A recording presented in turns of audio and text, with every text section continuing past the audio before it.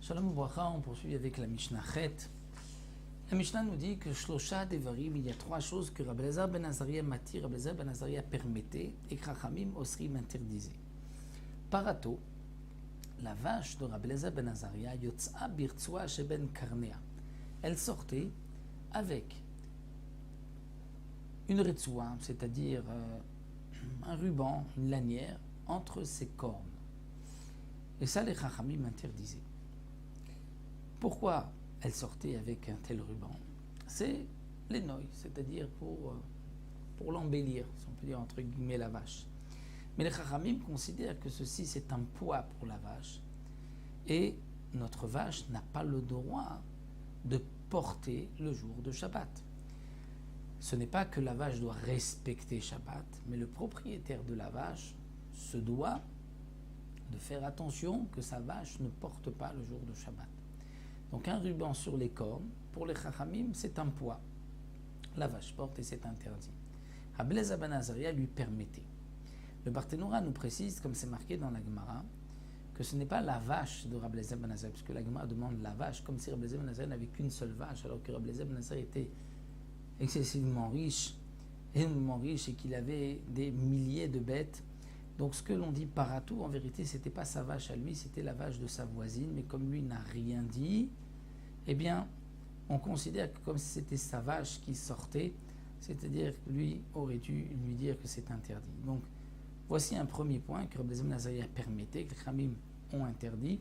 Est-ce que la vache peut sortir avec un ruban entre ses cornes?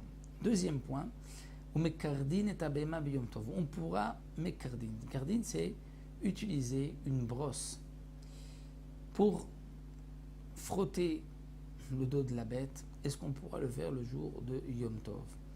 Pour Rabbi Elazar ben Azaria, oui. Dans quel cas? Lorsque c'est une brosse en fer, où les dents sont petites, et on va frotter la bête, même si on risque de lui faire une petite plaie. Donc, malgré tout, Rabbi Elazar ben Azaria permettait parce que personne ne veut blesser sa bête. Donc c'est l'onichale et c'est permis. Mais les Chachamim ne sont pas d'accord. Les Chachamim pensent que malgré tout, même qu'il ne veut pas la blesser, mais comme il risque de la blesser, c'est interdit. Troisième point que Rabbi Elazar ben Azaria permettait, on pourra, le jour donc de Yom Tov, de piler des pilpelim, donc du poivre, dans la meule, c'est-à-dire dans le petit moulin, un pilon qui était réservé à cela.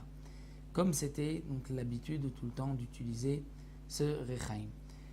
Ça, Rabbi Elazar ben Azaria permettait, mais les Chachamim interdisaient. Pourquoi? Puisque ceci ressemble au vdim d'Echol, comme un jour de semaine, comme si on pile comme un jour de semaine. Rabbi Yehuda Omer Mekardim et Abema Biyom Tov Neshosei Chabur. Rabbi Yehuda dit, et donc ça c'est la raison aussi des Chachamim qui pensent comme Rabbi Yehuda, qu'on ne pourra pas brosser une bête le jour de Yom Tov parce qu'on va la blesser. Et comme on le sait, Rabbi Yehuda pense que d'avoir chez nous mitkaven, c'est assour, même si il ne pensait pas la blesser, mais c'est assour. Pour Rabbi Elazar ben Azaria, il pense comme Rabbi Shimon que d'avoir chez nous mitkaven mutar, puisqu'il ne veut pas la blesser, c'est permis.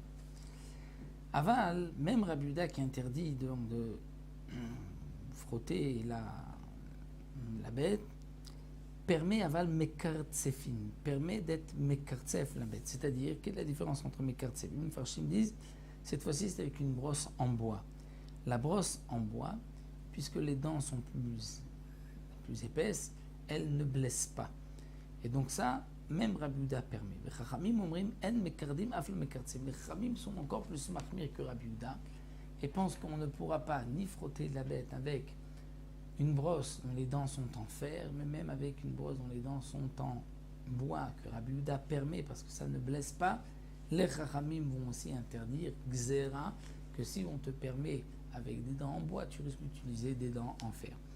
Donc voici une autre Mishnah, là où nous avons vu 3 points. Cette fois-ci, ce n'est pas Rabban Gamiel, mais Rabbi Elazar ben Azaria qui était en marloquette avec les Chachamim, où lui était Mekil, et que les Chachamim sont Mahmir, donc comme nous l'avons vu dans cette Mishnah. On reviendra sur ces rechaim, c'est-à-dire sur ce petit moulin pour moudre le poivre. Ça, nous le verrons Bezrat Hashem dans la prochaine Mishnah.